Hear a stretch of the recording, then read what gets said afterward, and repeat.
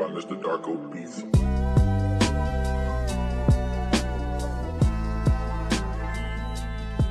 It's been a little minute. All right, welcome back and welcome in New York. I think episode 165, Post 90 Podcast. We've got potentially two season-defining results to talk about today. I guess it's up to the team to decide which definition that they want to stick with for the rest of the year, between the away game versus Cincy or the home loss versus DC. I'm going to sell out early on this one. We always say that we should, and we never do it, but I'm going to do it this time. Give us a like, a sub, whatever it is on the audio-only platforms, a follow.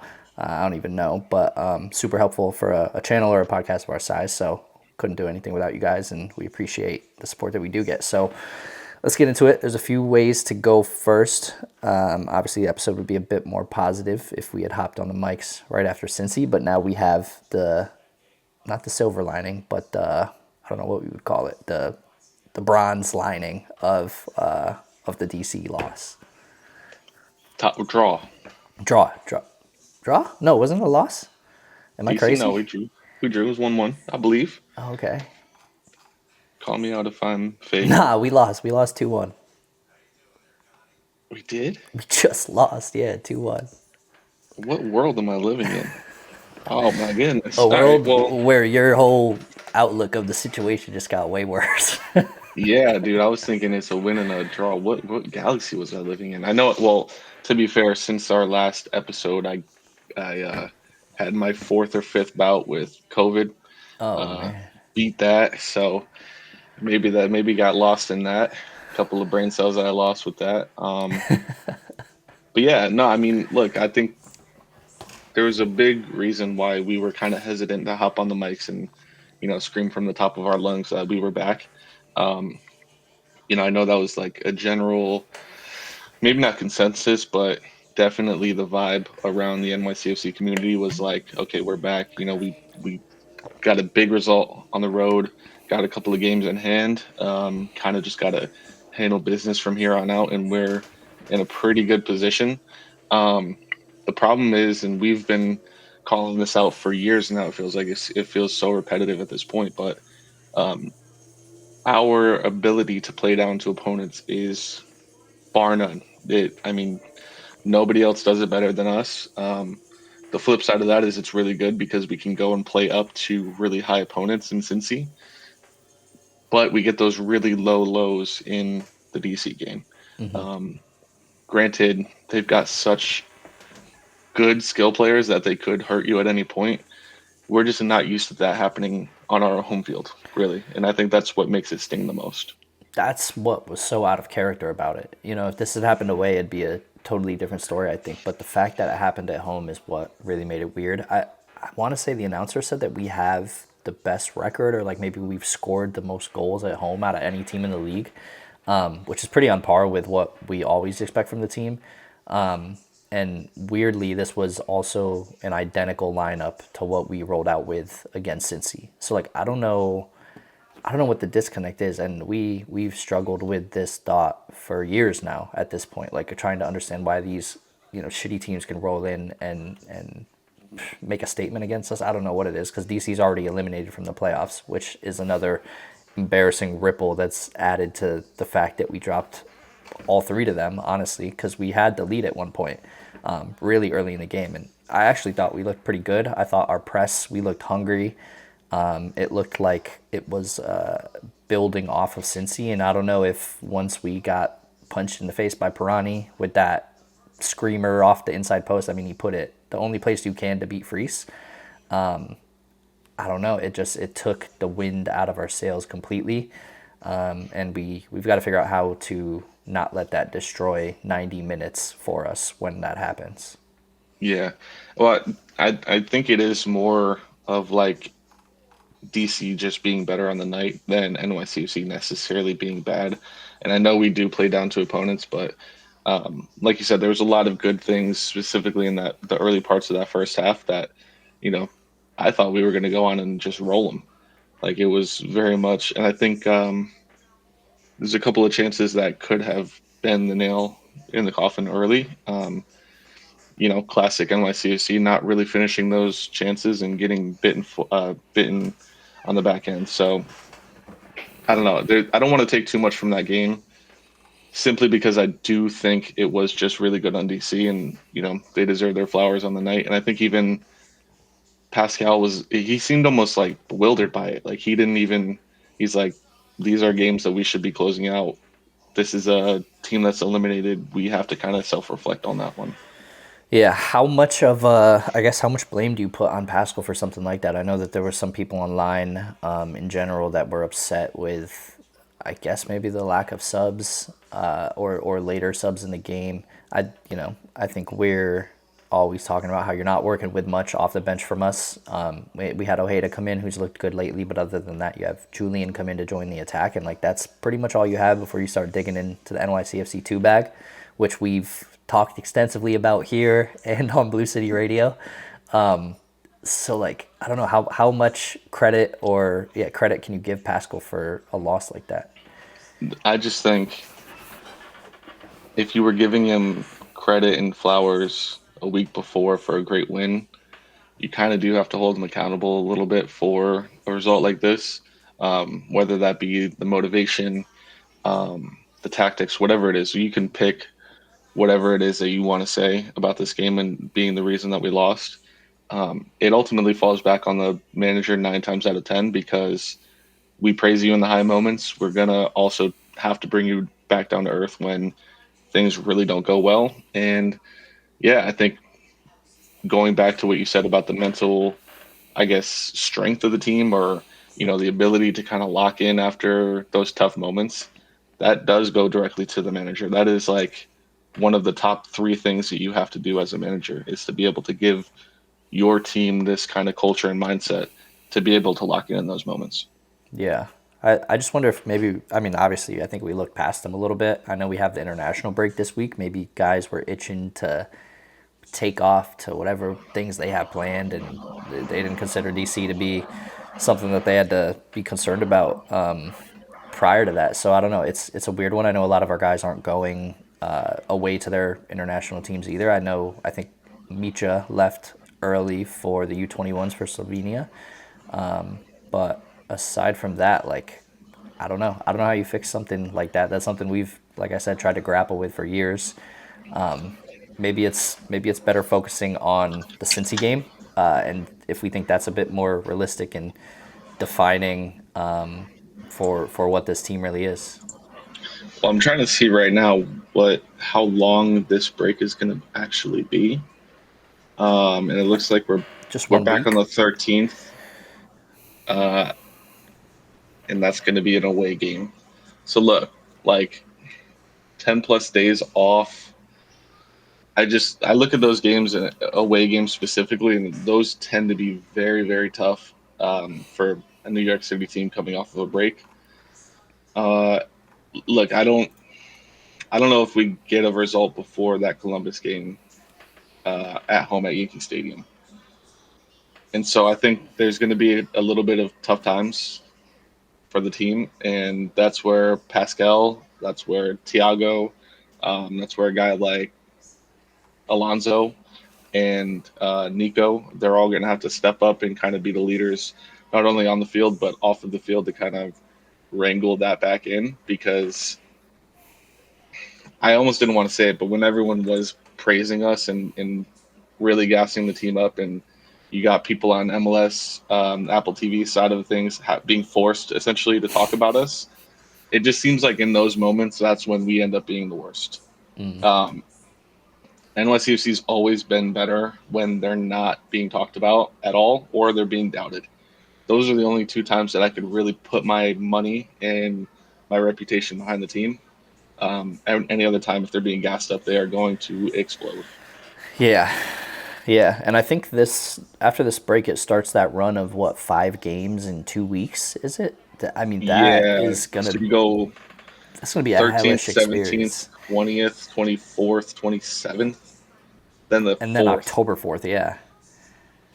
So that's look, that's tough. That's hard on anybody. That's when you kind of look at the front office and you're like, okay, well, you just brought in the center back, so that helps a little bit. That's going to be able to give guys like Justin Hack a break, even though arguably the best player on the field. You think of the same with Tiago too. Like you were talking about the different parts of the team or players in the team that we need to have click, and like those were the guys, in my opinion, that stood out the most in that Cincy game, which is arguably the most maybe impressive of the season. Being Tiago, I think back from injury, looked way better than he should have, considering the circumstances of where he's at right now. Hack looked great. Obviously, Alonso goes and bags the goal with a maxi assist. Like, this is the quintessential things that you have to check the box on in order for us to get a win. So I don't know. It's tough if you can get Thiago out of the lineup or Hack out of the lineup for Raul, who he hasn't played a minute with us yet. I think he just joined training the last few days. Like, it's going to be interesting. We're obviously going to be reaching into that NYCFC 2 bag, and I mean, if we're to do something in those 5 games, like there's going to have to be some kind of hero from the second team that does something. If those 5 games are to do well or are to go well, whether that's Musu or Seymour, it remains to be seen, I think. Yeah, I mean, good luck to those dudes being able to kind of reach in and get something from it. The crazy thing is, I'm looking at that. Yeah, go ahead. I was gonna just say Charlotte, Miami, Red Bulls, Philly. Like that's what I was about to say. Looking at that run within 13 days, that's demonic. That is really tough. But look, like that's what good teams have to go through. That's if you want a sample of what the playoffs are going to look like, that's exactly it. Going Miami, Red Bulls, Union, and straight to Seattle, who we'll get into a little bit of talk about that later. That is a playoff run. Like, that is literally identical to what we could see if we wanted to make a full MLS Cup run. Like, that is exactly what we could see. It'll tell us a lot about the team. And I don't envy them. They're going to be tired. They're going to be going into the playoffs probably a little bruised up and hurt and tired and all that. But that tells us everything about the team right there. More than, a DC game and a Chicago game, and Columbus is going to be a good game, but we'll find out a lot about the team. What do you feel about what you think the position will be at the end of the season?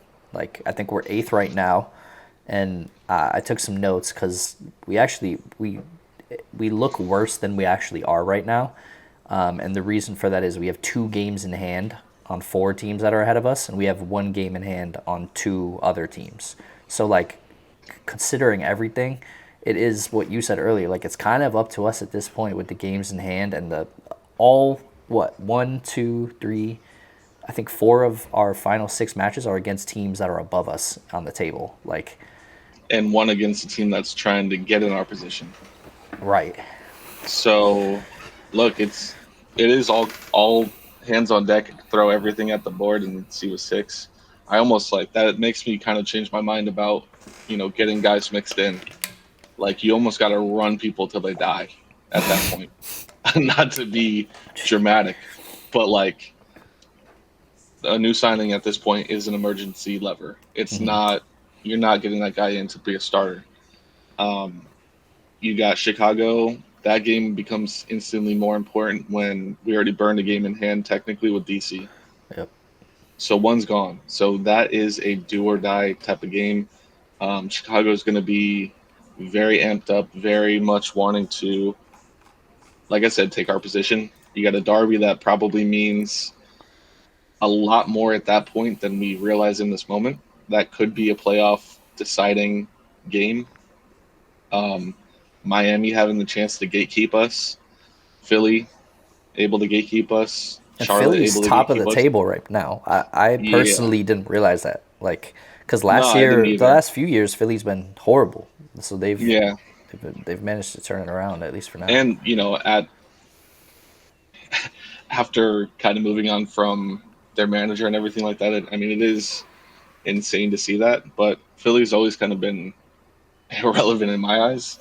So, like, I don't read up on them. I don't seek information about them. So I'm not surprised that I didn't realize it. But they're in good form.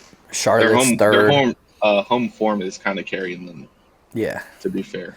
Well, they have a plus 23 goal differential. The next closest is plus 16.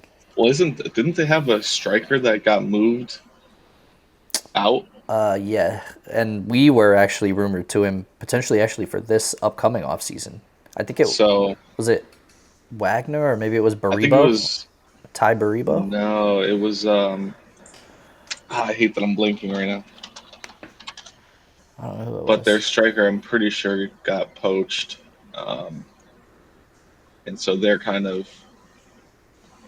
hurt in that department essentially. And did you see that the rumor that our striker almost got poached? Alonzo allegedly, Ajax came to us today, and we slammed the door on him.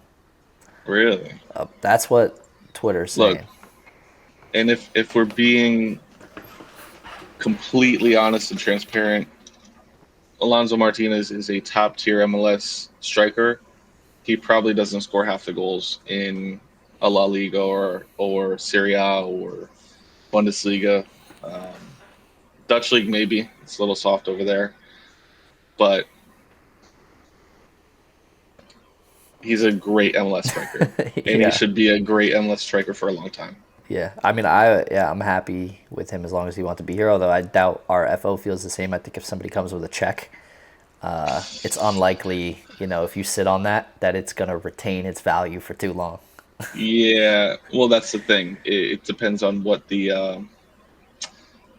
vision of the team is. Is the vision, have a very good stadium team or stadium year team?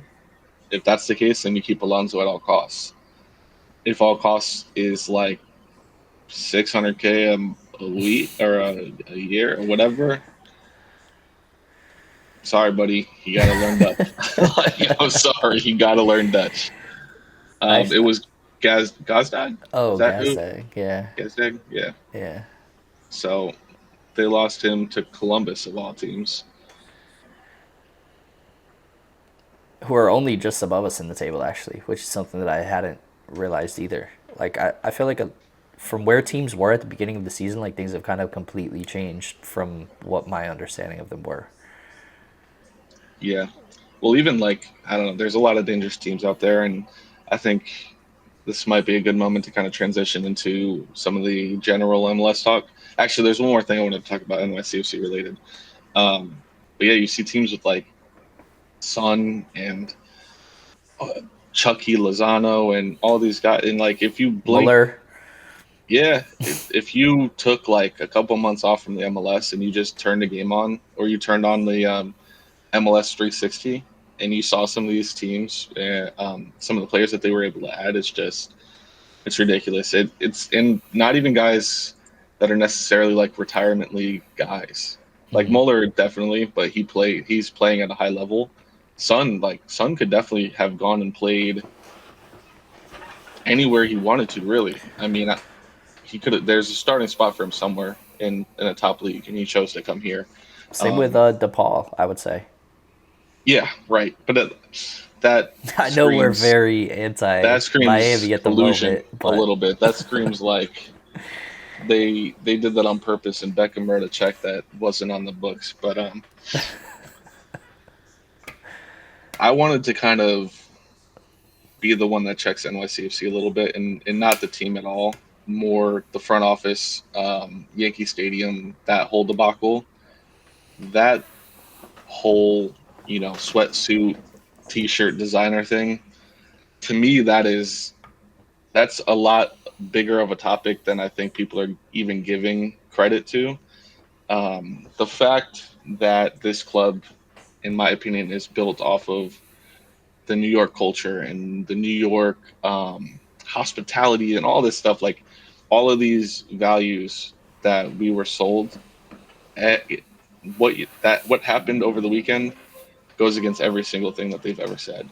And I think that there's a long way that they're going to have to go, more than just bringing out, collaborations with women and stuff like that. Like it's going to have to be some trust building, because for people to, be hyped up and built up about this collaboration with Adidas, where there's going to be these, a nice sweatsuit, the T-shirt and everything like that. People were genuinely excited. We were texting about it for more than a few minutes. Like can you believe? I wish we were going to the game so we can get this stuff.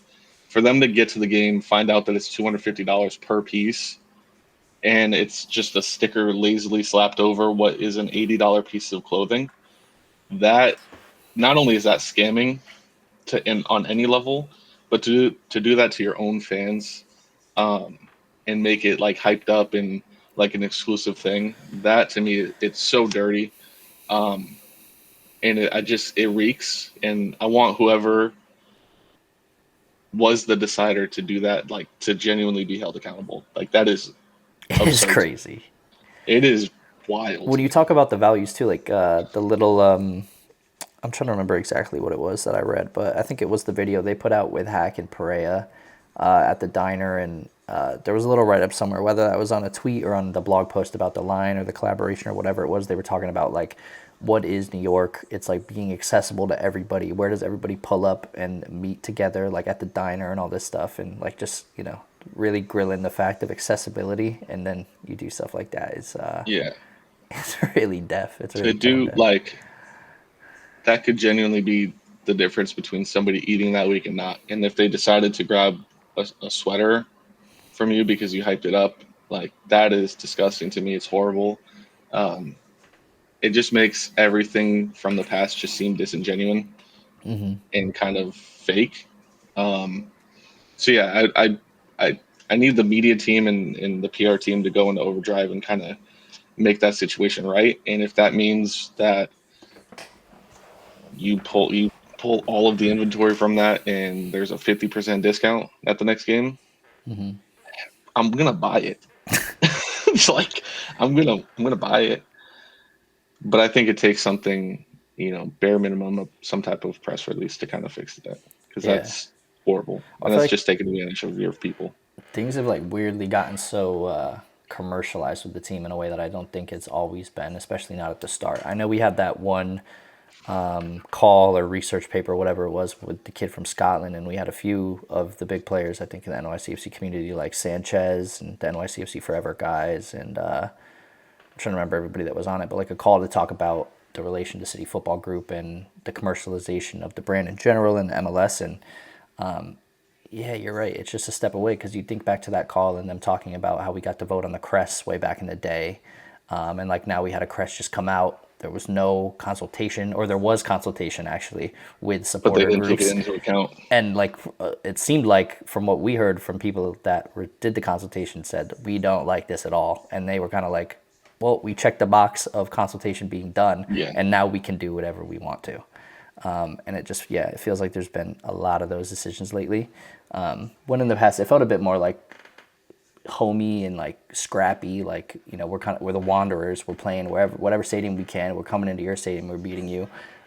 We don't even have a home. Like the community lies within the fans and the team, because there is no physical communal place that we can all gather Right. and do things. So, yeah, you start to eat away at the brand a little bit when you repeatedly do these things over and over again. I'm sure it'll come back once the stadium exists, because then we'll have a physical location. Like NYCFC will properly be on the map.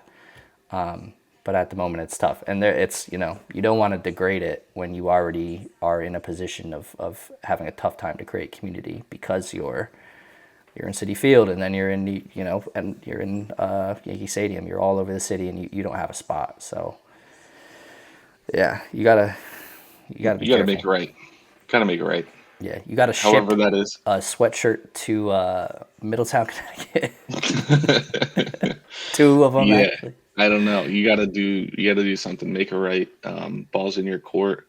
And I think people want you to be good. Like people want somebody to come out and be the one that makes it right. Be the one that kind of gets us back on track to being that club of the community, being the club of listening to us and not trying to rip us off for some money. And you think of all the Like new taglines, like the FC for NYC, or for the city. It's all like literally for the city. Like we are for right, the city. Like how are you for the city? And then you're throwing out a hoodie for right. $250, bro. In, you know, a time where people are at their worst. And you already got to pay what to get in the door. You got to Right, pay what to get in the door to pay for that. right. And people are complaining about prices for everything at this point, and that's what you decide to do. I just think it's tone deaf. It's terrible. Yeah, I just hope that they do something. I don't know what that is, to make it right and fix this, because we want to support you, we want to love you, but you make it hard when you do stuff like this. Yeah, I don't know that there's enough outrage for them to even care, but I know. I just feel like I'm screaming into the void a little bit. see, it Kind kind of of. like how, yeah, I was gonna say it kind of became what we talked about. What was it a few years ago? We talked about like we can't kill them over every little thing, because then when like really bad shit happens, right, it's gonna fall on deaf ears, and it already is, anyways. right, So like now you're just yeah, kind of compounding. I can't remember what the really small thing was, but I remember everybody was freaking out about it, and it really wasn't that big of a deal. And now it's like, well, every time they do something, everybody freaks out. So why is change necessary? yeah. So Well, the do other thing I kind of, do we do we open the black box? oh yeah, if we're in the mood for complaining, there's no lack of content, from over the weekend, or what is today? I guess the long weekend. Yeah, yeah. Was Yeah, that so game last obviously, night? no, No, Sunday night. Sunday. Okay. Yeah, Sunday. But yeah, so the Miami Seattle game, granted, wonderful hate watch. One of my favorite hate watches of all time. It was glorious. The 3-0 felt just as good as it looks on paper. Obviously, the stuff at the end. Um, and this is kind of where, in the same way that we find out a lot about NYCFC and their DNA and what they want to be, this is where we get to find out a lot about the MLS. In the latest that I've seen, the last that I read, they're trying to kind of find loopholes, as to not, hold these star players accountable for their actions, because technically speaking, Leagues Cup is not an MLS competition. MLS teams participate in it, but they are not. It's not an MLS sanctioned event or competition. So technically speaking, the MLS can kind of do nothing about it and be completely legally sound. I think despite that, you have to step in as an organization and say, who do we want representing this league? Because at the end of the day, that's what they were doing. They were wearing your badge, they were wearing, your sponsorships, you were playing your ads during the games. This was the closest you can get to an MLS event as possible without it being an MLS league game. You have to hold people accountable when they're spitting, punching, headlocking, swinging fists, throwing people to the ground. Like, there has to be accountability for that, and that goes for every single player, more than just Suarez. Even though I think he's the dirtiest one of them all, he's a rat. But all of them need to be held accountable. It was such an it reminds me of, like, obviously I'm a Steelers fan. Every single time that the Steelers beat the Bengals or the Ravens or the Browns, I they thought like to fight after the game. I thought you were going another way with it. I thought you were about to say the way that the league used to protect the Patriots, and I thought we might have to No, splinter on this. But I'm with you. I'm no, still with you. no. The way that that lane teams, when they lose, start fighting, and I think, um, was it Twelman that was on the call? Yes, yes. So I think the way that Twelman put it was actually perfect. And in the moment, and he said everything that kind of needed to be said over the live footage of it happening, which was, you had every chance during the 90 minutes to do whatever you wanted to beat this team in 90 minutes while the whistle was in play. You didn't do that. You got beat. You lost. To show that for a team and an owner like Beckham, who played with so much class during his career, I think it just puts a stain on it. Um, it continues to stain Messi's legacy to even be on this team, to be a part of a team who thinks that they have to protect him in that way. And Suarez is always going to be a dirty player. Like, he's proven it time and time again. And I hate to say it, but anyone who supported Suarez coming into the MLS and being a part of this, this is on you because you ignored the racism, the spitting, the biting, the general dirty play because he could score a couple of goals. This one's on you. Yeah, I don't know. Like, do you think that any sanctions or ban? I would assume maybe they give fines because it doesn't get the star players off the field, but they still could feel like they did something.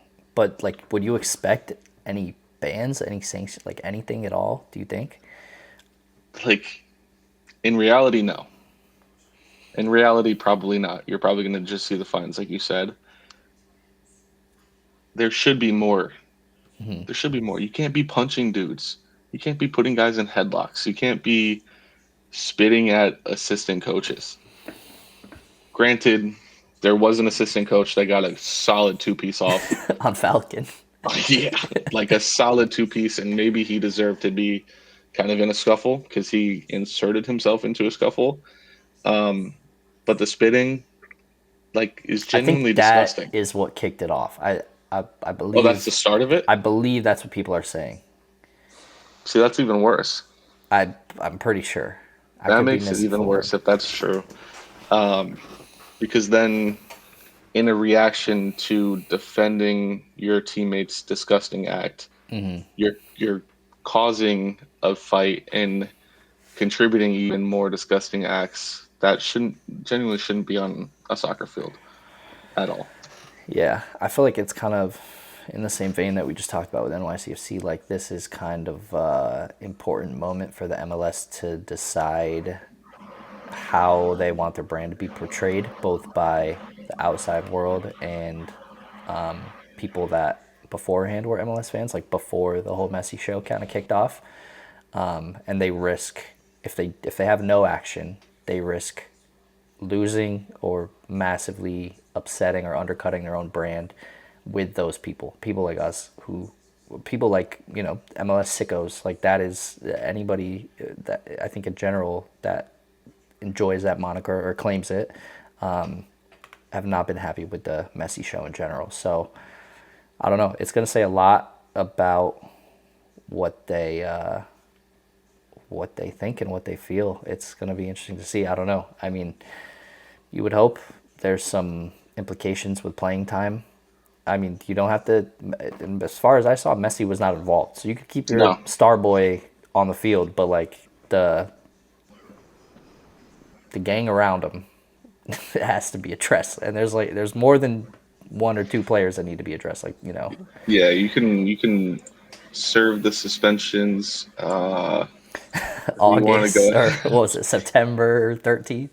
Yeah, September 24th is a great day to get those bans in. Um, but no, I mean, for every single person that is sitting here screaming that you as a league are favoring Inter Miami, that the rules don't apply to them, and all this stuff, what a great way to shut them up by literally doing On a something that you platter. technically don't have to do.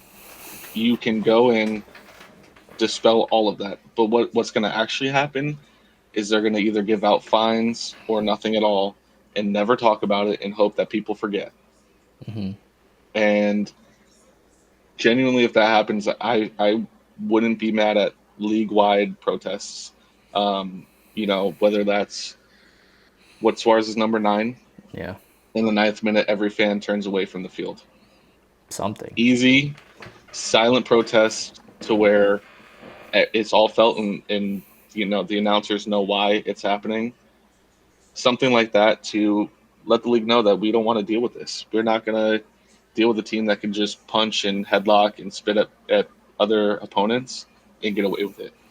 Yeah, and I have to be honest, like the MLS is already in a way kind of like complicit with this shit because they allowed everything to happen. Like, obviously, I don't think anybody really knows what kind of roster gymnastics have been done to allow this team to be created. But I start to think of like the different things that have happened throughout this reign of not even a reign really, because what if they won a one Leagues Cup last year, was it? And that's all they've done. Did they get Yeah. they got a community trophy maybe for highest points as well? No, just a Leagues Cup, which nobody respects anyways. Like I think of the Mascherano incident 2 weeks ago or whenever it was. Like we haven't gotten to talk about that either. Like when you allow those things to happen, now it's like now Mascherano and the players on his team are starting to think, well, how much can we push the envelope without punishment? Right? We got Yeah, away with this. Now we got away with this. Like why we're starting to feel invincible, and now we yeah, can do whatever we want.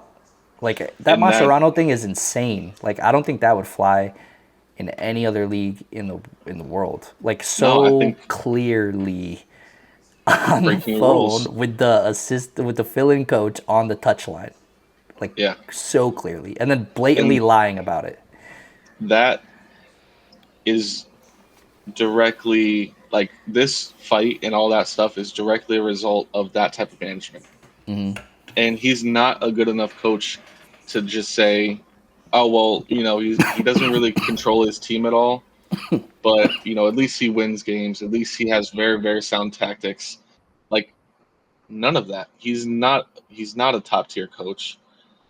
Clearly the same, I guess, attitude or aggression that he played with when he wasn't playing.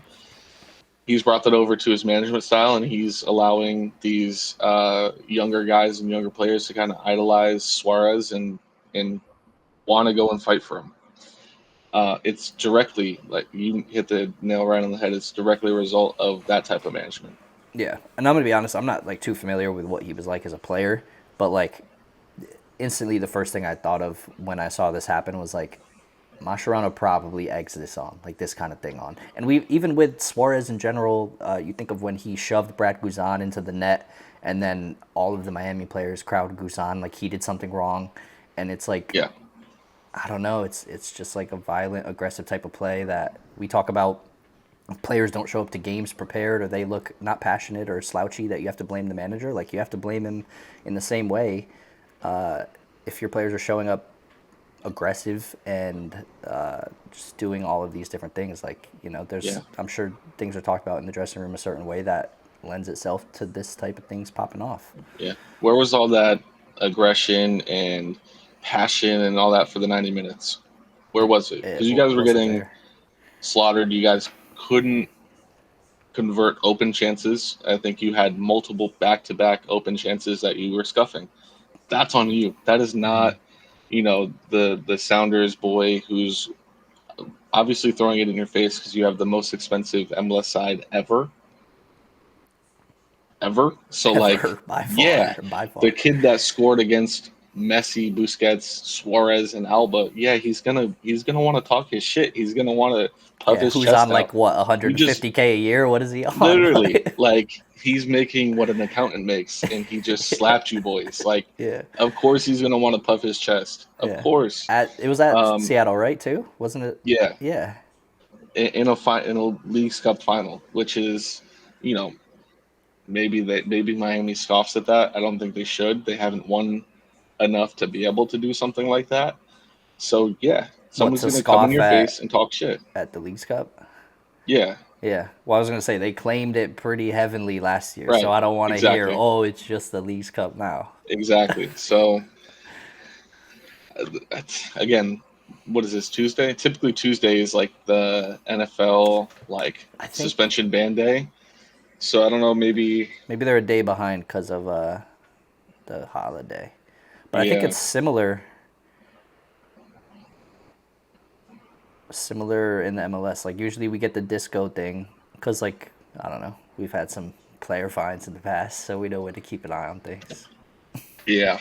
So look, I mean, and you said it again. You brought up the situation of when Suarez pushed Guzan into the net. If you were a person that celebrated that and you're now condemning him for doing what he did today, you're an idiot. You're the problem for sure. You're an idiot. Yeah, Like you're dumb. yeah. And this stuff can happen because he feels enabled to do so. Um, so yeah, I am looking forward to these Six uh, games.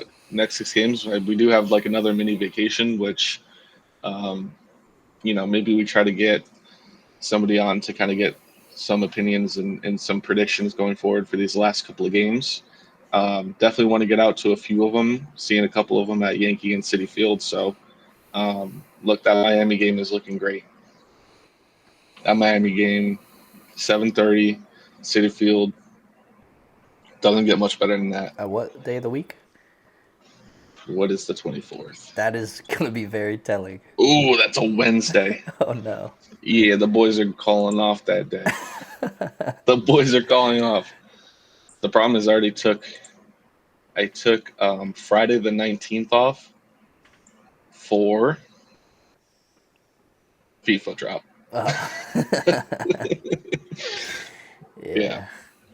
So, yeah, nah, definitely got to make it out to a couple of games. Want to get some game time. We haven't felt a game in a long time. It's been, as everyone knows, a pretty hectic couple of months for us, and we're We caught just a tail on that one. we're just eager to get back into the game and kind of feel what that's like. Yeah. So we'll come live, not live, but we'll come recorded on tape to you guys from a stadium soon. Maybe the Miami game that'd be seen. It's been a while since we've That seen would be electric. the whole fiasco or messy situation, if you want to call it that, in person. So we'll talk to you guys after the international break, after probably whatever our next game is. Take a little bit of time, as if we haven't had enough. Yeah, But you can always catch us potentially on other podcasts. This is probably the latest plug of all time, but we did go on Blue City. We kind of used that as a placeholder for our episode last week, and had a great conversation with the Podfather and JR about Aiden O'Neill and Seymour Reed and a bunch of stuff. We talked to him about yeah. everything. So Well, and kind of in our infinite wisdom, we talked, I think, pretty positively about Aiden O'Neill and what he's able to do, and I think we had some wishful hopes that he would take that next step and kind of become a player that, after a game you can actually genuinely look back and be like, he had a good game as opposed to him just being above average. To actually look at him and say he was a great player today. He does then the next week go ahead and kind of put up his best game people say legacy in game. legacy game in New York City Blue the next week. So um, who do we want to try to get to that level this time?